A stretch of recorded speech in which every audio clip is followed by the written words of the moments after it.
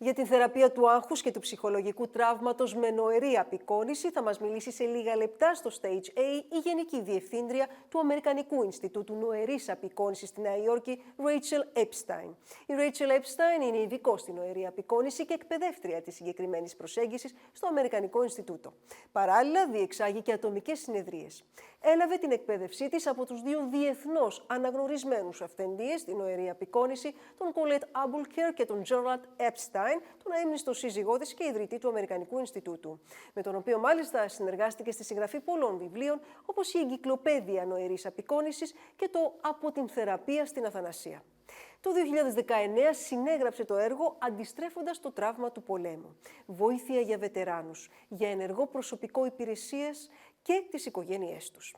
Την Άνοιξη αναμένεται να κυκλοφορήσει το νέο της βιβλίο «Γεννημένη για αηζωία. Πνευματική πρακτική για να ζεις». Η Ρέιτσελ έχει πτυχίο περιβαλλοντολογικών σπουδών καθώς και διδακτορικό δίπλωμα νομικής. Σπούδασε επίσης κινεζική ιατρική και διεξάγει μια ολιστική πρακτική υγειονομικής περίθαλψης. Ας την απολαύσουμε. And I'm the director of the American Institute for Mental Imagery in New York City. I'm really delighted to be here with you today to tell you something about what I know about mental imagery, how you can use it to reduce stress and also trauma, and to really show you how you can easily use the power of your inner mind to affect changes in your stress levels and also in your perception of the world, and to really expand your possibilities of what you may be. So, first of all, you know, everyone knows that we're never going to get rid of all the stressors in our life. That is, every time we wake up in the morning till the time we go to bed, we're going to be encountering things that we need to adapt to and to changing situations. So the purpose of mental imagery on its most basic level is to help us become more adaptable so that we can respond differently to the stressors that we meet in everyday life. So I came to this work because I was, my colleague, Phyllis Kahaney, was working with veterans, war veterans, and they could be war veterans that had come back from war 40 years ago or 10 days ago. And she saw all sorts of war veterans, and they were all still suffering from PTSD. So what she did was, instead of addressing the trauma itself that they were still reliving and re-experiencing each time, she worked on it where they were, because what they wanted to do most often was to be able to adapt to everyday life in a civilian context. So whereas in a war situation, it's very helpful to be hypervigilant, it isn't really helpful to be hypervigilant when you are in the store buying groceries. It's not necessary. So she worked where they were.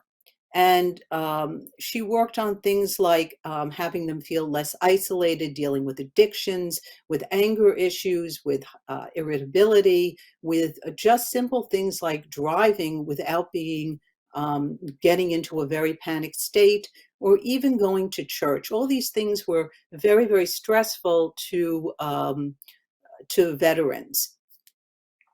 And she found that if she did mental imagery with them and she used simple imagery to address their everyday activities, that it had a spillover effect. So that if they worked on one small area, all of a sudden other areas of their lives also opened up. They became much more balanced and their stress levels were reduced. So we both got together and we decided we'd write a book about this, which we did called Reversing the Trauma of War.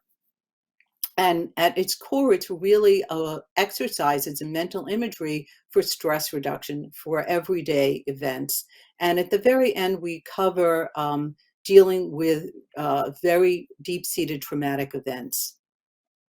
Because usually when you're dealing with deep-seated traumatic events, you probably need a practitioner to work with. So I don't know if it's possible, but can I get a show of hands of how many of you have never done any sort of mental imagery before?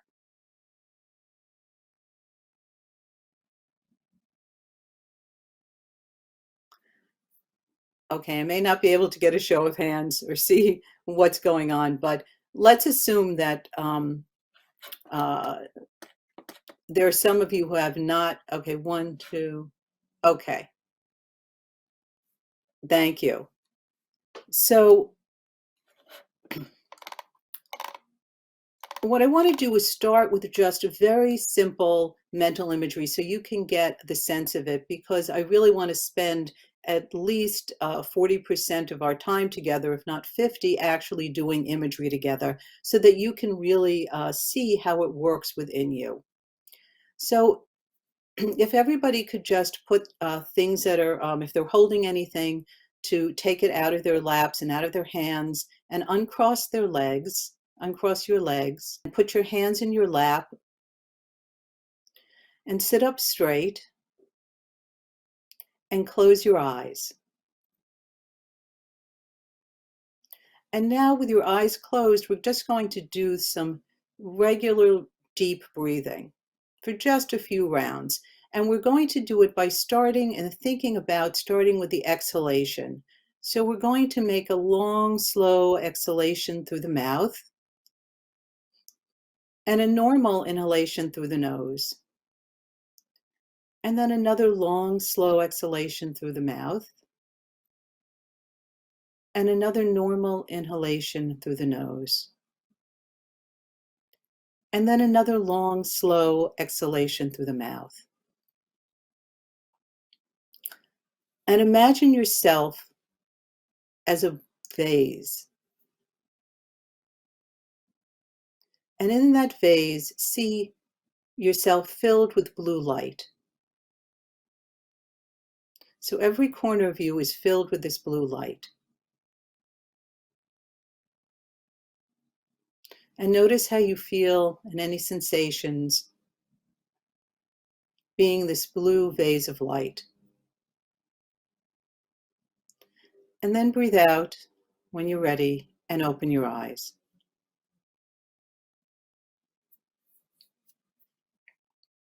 So it's a very simple imagery exercise, but some of you may have noticed that you calmed down and you felt calm, not only because of the breathing, but because of the image that was being evoked in you. It was calling forth something different in you to experience. And if you weren't, was there anyone in the group that I can see that was not able to image?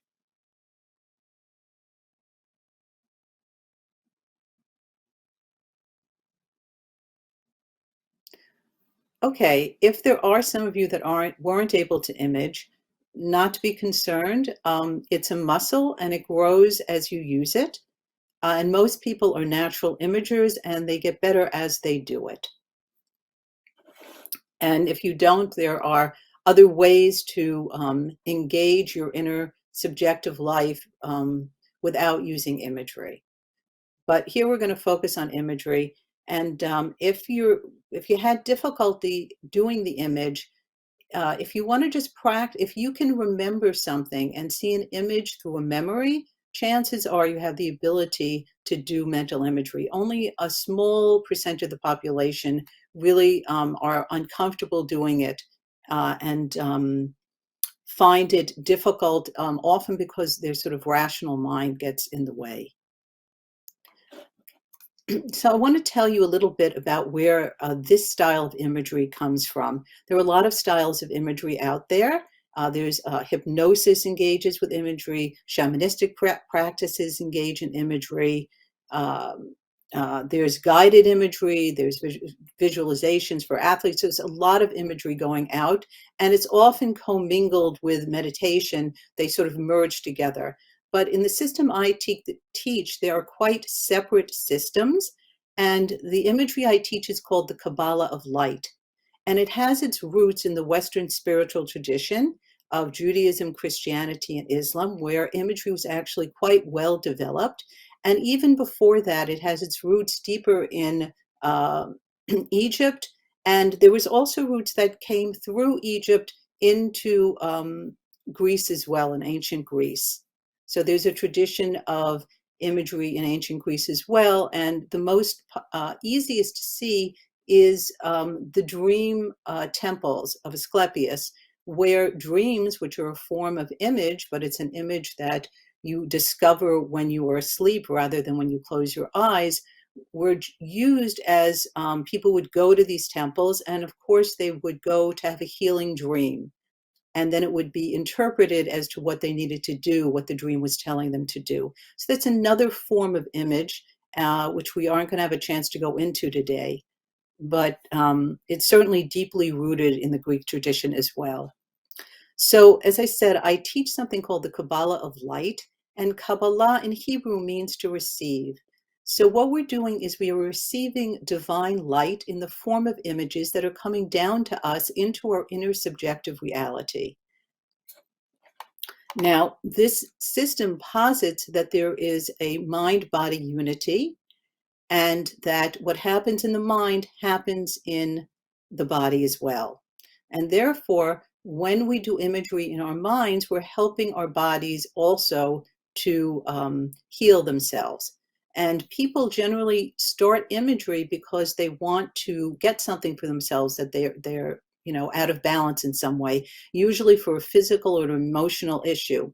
And then other people will go along and they'll want and do imagery to obtain something for themselves, a new job, a creative outlet, a solution to a problem, sometimes a social problem, wanting to meet someone, a significant other where they haven't been able to do that, to obtain money, whatever it is. And then there's another third level of imagery where people actually want to make union with God. So imagery has this capacity to work in all these different levels of ourselves and of our aspirations.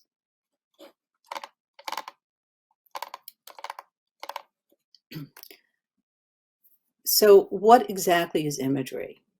So in my system, I think of imagery as the mind thinking in pictures. And we're used to thinking with words, and words, of course, happen in a cause and effect manner. There's a syntax, there's a beginning, there's an end. And that's wonderful. We need words to communicate with each other, unless we're having a telepathic moment with one another. But here, in imagery, we're thinking in pictures. Now, we're used to thinking in words, and we also think in other ways besides pictures. We think inspirationally. We can think with a gut feeling. We can have an intuitive flash, all ways of perceiving and getting information. And of course, we are often thinking in images, but we may not exactly be aware of it. So we see it very commonly if you are a basketball player and you are making that play where you're putting the ball into the hoop. Before you actually throw the ball, you may envision the pathway that the ball has to take to reach the hoop. So that's an image you're having. When you're remembering something, it's often in image form. It's not in words. You're seeing what happened in the past. You're having a flashback. Same thing when you wake up in the morning and you want to put on clothes, and you're thinking and also imaging at the same time all the possible sweaters you have to put on from your closet. So we are always thinking an image, but we're not really trained to know that we've been thinking an image. And the last thing about imagery is that if you listen to your speech, you'll see that it's filled with images. So in English, we have an expression when you're not feeling well, when you're feeling depressed, you say, "I'm down in the pits," right? Or you say, "I'm in a dark hole," or there's gray clouds are covering me. Likewise, if you're having a difficulty in making a decision between two things or two possibilities, and you're sort of stuck, in English you say, "I'm between a rock and a hard place." And if you notice people's speech, you'll see, and your own speech, you'll see that it's filled with images. And we can use those images in a healing manner to take them and reverse those images. And maybe we'll have a chance to do that today. So for an example, if somebody comes to me and they say, "I'm in a dark hole," I would tell them, imagine yourself in that dark hole And now bring a light with you and find your way out. And you can take with you whatever you need. And usually what happens is that people will find a ladder, they'll find a light, they'll find an angel, and they'll lift themselves out, find a way out of whatever that dark hole or dark tunnel is. And I would tell them to keep doing this for 21 days so that they can create a new pattern of experiencing themselves in the world. And in that way, they would be doing this 21-day imagery for maybe 2 or 3 times a day, in the morning and before bed, and they would, and maybe right before dinner, and they would imagine themselves getting out of this hole, and it can take maybe 10 seconds for them to do it. So it's not only it acts in a micro manner. In other words, you take a micro input and you can get a large macro output, right? You're only doing a little bit of imagery each day for a minute, 2 minutes, 3 minutes a day, and it's having a cumulative effect that's changing a pattern that you've had in your life and giving you a new possibility to respond differently.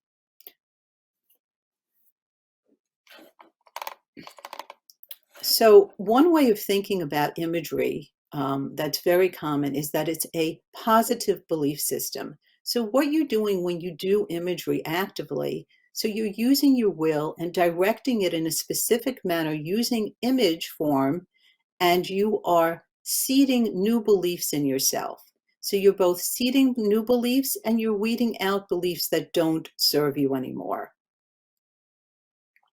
And when you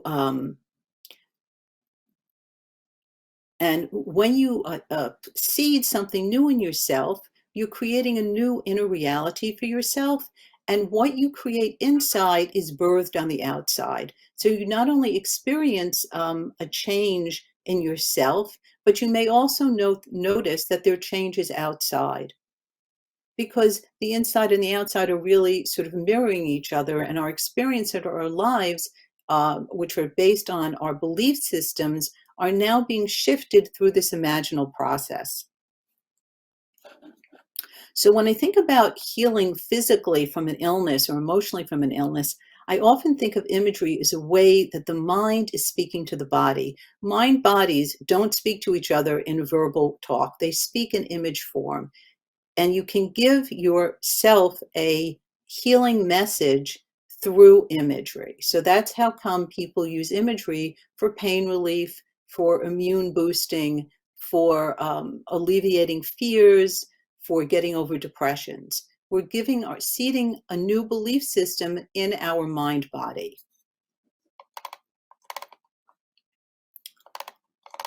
Okay, so let me talk about how imagery balances us in 3 ways. The first way that it does it is that it quiets the sympathetic nervous system, right? And it allows us to calm down.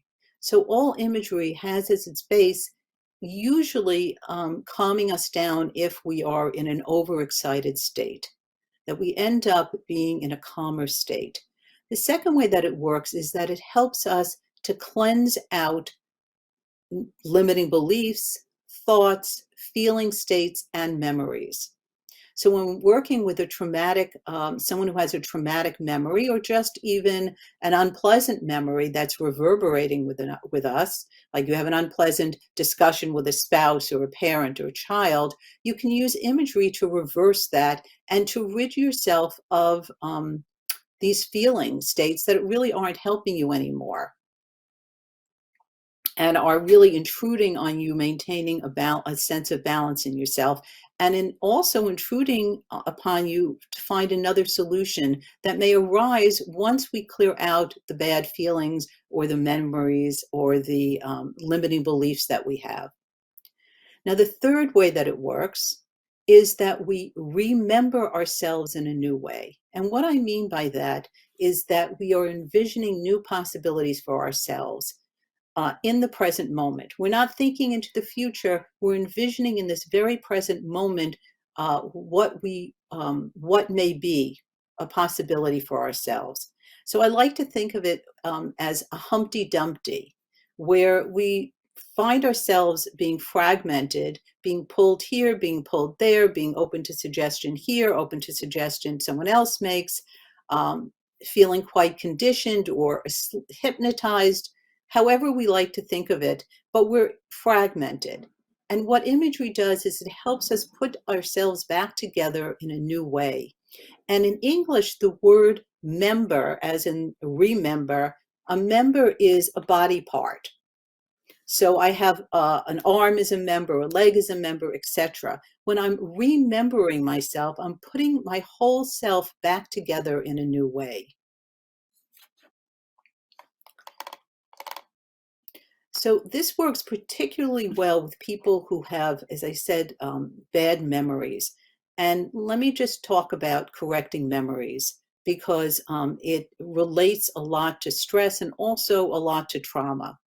So when we have a memory of something that happened that we're uncomfortable with, or that's traumatizing us, or that we're having flashbacks with, we can never go and change the actual facts of what happened, but we can change our memory around it, because memories are quite malleable. They're very, they can change very easily. And if any of you have seen the Japanese movie Rashomon, you know 3 people witnessed the same event in this movie, and they all have 3 different perceptions of what happened.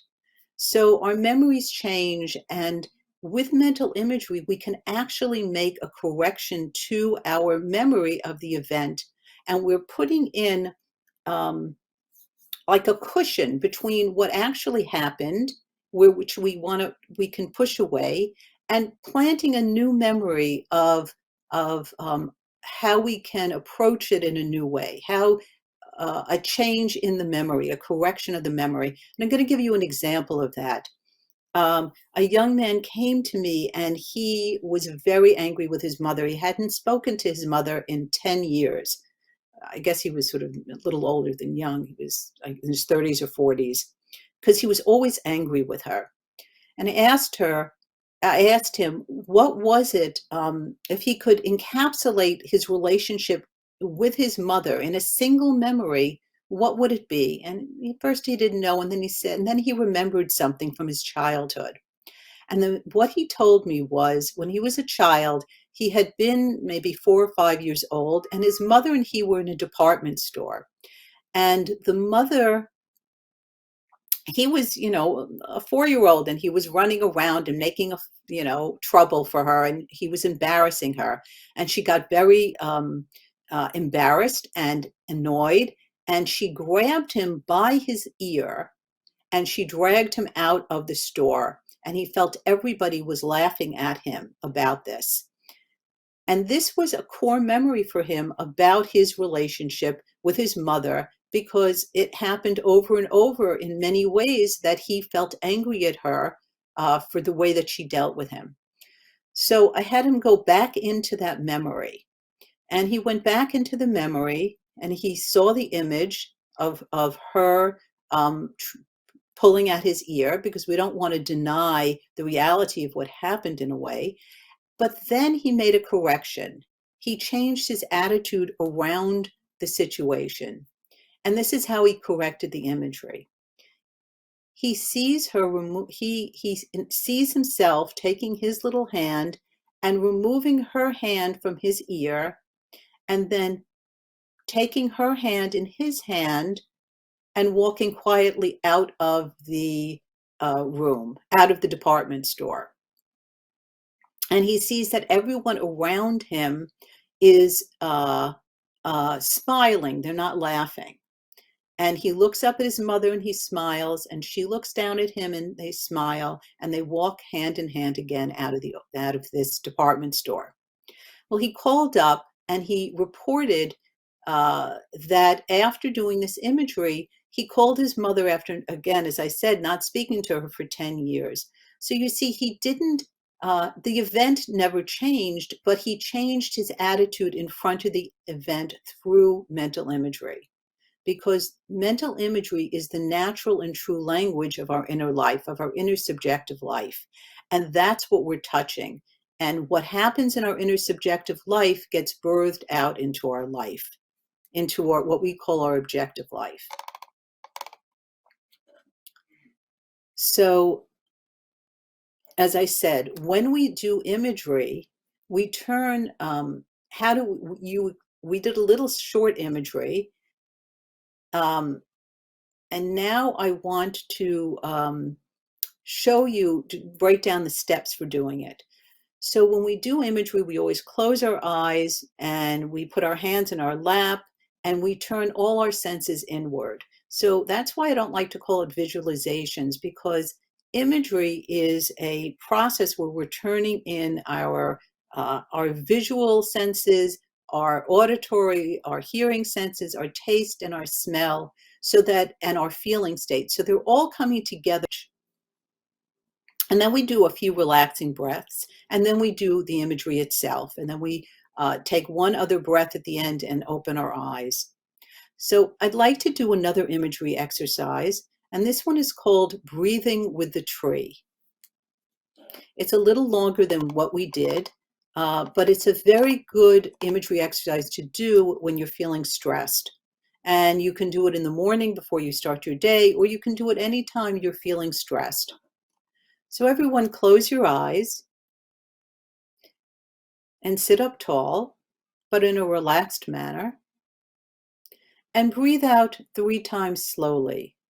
Long, slow exhalations through the mouth and normal inhalations through the nose. And do some more of these long, slow exhalations through the mouth and normal inhalations through the nose, and sensing yourself becoming more relaxed and turning more and more inwards.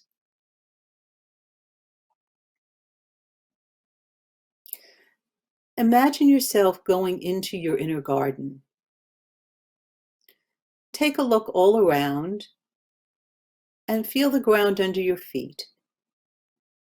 The air is on your skin, the sun is shining down. And find a spot near the tree that attracts you the most. And breathe out.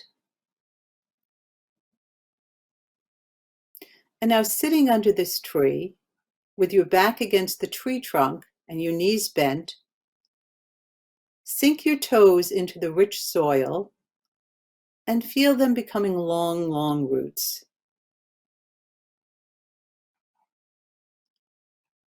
And now sink your fingers into the soil and feel them becoming long roots.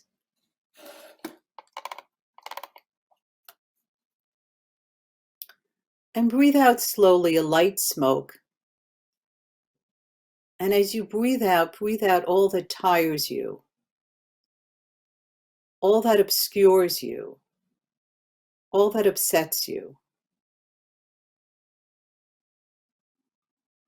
And see the light smoke rising up into the canopy of the tree and being absorbed by the leaves of the tree.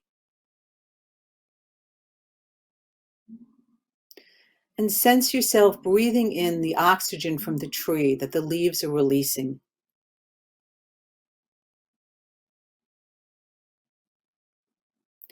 And see this great ring of breathing that links you with your tree.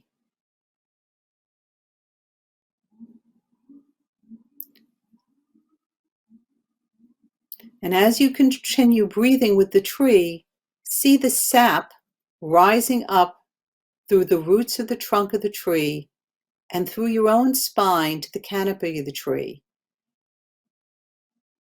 And notice the color of the sap.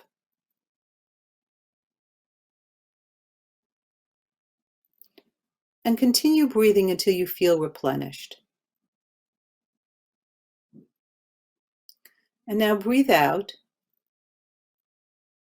and lift up your toes and fingers and arise and step away from the tree. And turn around and look at your tree. What's changed, if anything? What's changed in the tree and in you? And breathe out And if your tree looks in any way depleted, go to a small river that runs nearby, and taking a container of water, water your tree. And step back and see what happens. And if you're still not satisfied with the way your tree looks, do it again until you're satisfied that both you and your tree have been enriched by the encounter.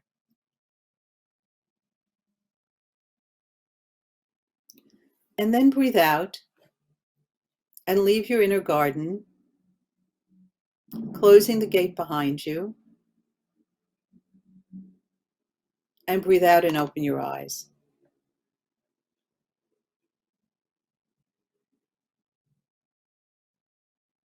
So you see, this was a much, much longer imagery, and I'm going to leave some time for people to ask me questions or to give me feedback about the imagery at the end. So I want to do another imagery exercise, and I thought what I would do is do one for anger, because often when we're stressed out, we get angry, not just fearful, but we're also angry about things. So everyone, close your eyes and breathe out 3 times slowly, taking those nice, long, slow exhalations through the mouth and normal inhalations through the nose.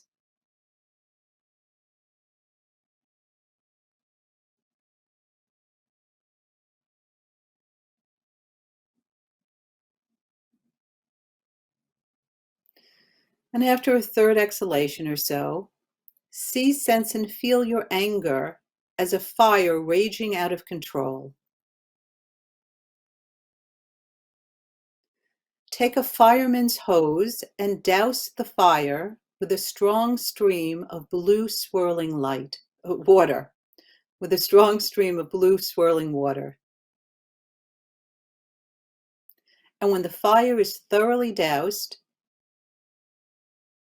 breathe out and open your eyes.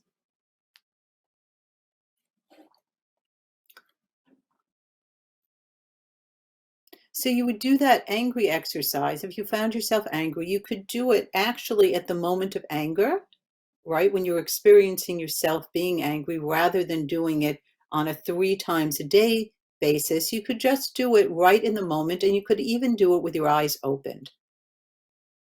Because imagery happens, it doesn't have much duration. It's doesn't take up time and space. And therefore, you can just do it anytime, and it only has to be done for a few seconds. And it will serve as a reminder to you to calm down. It will give you a new possibility of not responding in a habitually angry manner when you're triggered by anger in your daily life. And through the repetition of it, whenever anger arises, you'll notice that your anger may diminish over time. And if you keep practicing it for 21 days, I am sure that you will have some shift in your experience of anger and your ability to respond in a new way. So I want to do another imagery, this last imagery exercise, and it's called money worries, because most of us are worried and stressed out about money. Even rich people are very stressed out about money. So whether you're rich or poor, it's a habitual experience in modern life. So everyone, close your eyes. And the intention of this is to increase your income. So close your eyes and sit up and breathe out 3 times slowly.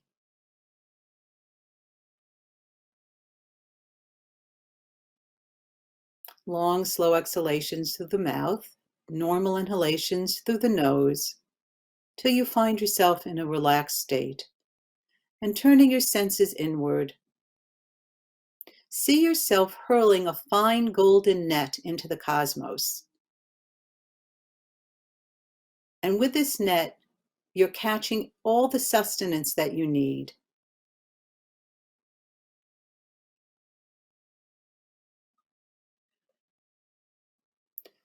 and breathe out one time and bring the net back down to you. Open it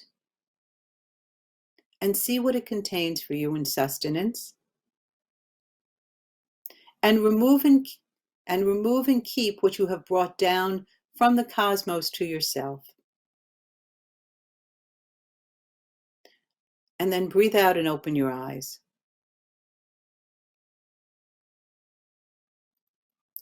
Now, when you do imagery, you may not exactly see it exactly as I'm describing it, and that's perfectly fine. I'm giving you a script, but what I really want each person to do is to make their own discoveries of what things look like or feel like or what they're sensing, and you might not see, instead of a net, you might see something else to catch sustenance from. Or you might have ended up in the ocean catching fish. It's all okay. Because what I'm doing is stimulating and trigger you to have, to bring down or call forth an image out of yourself or out of the divine realms and make a new discovery and a new possibility for yourself. Thank you all very much. And if you need any more information, you can go to my website, and I've got many, many imagery exercises there posted, and as well as a list of books and other resources on dream reading, imagery, and face reading. Thanks very much. Bye-bye.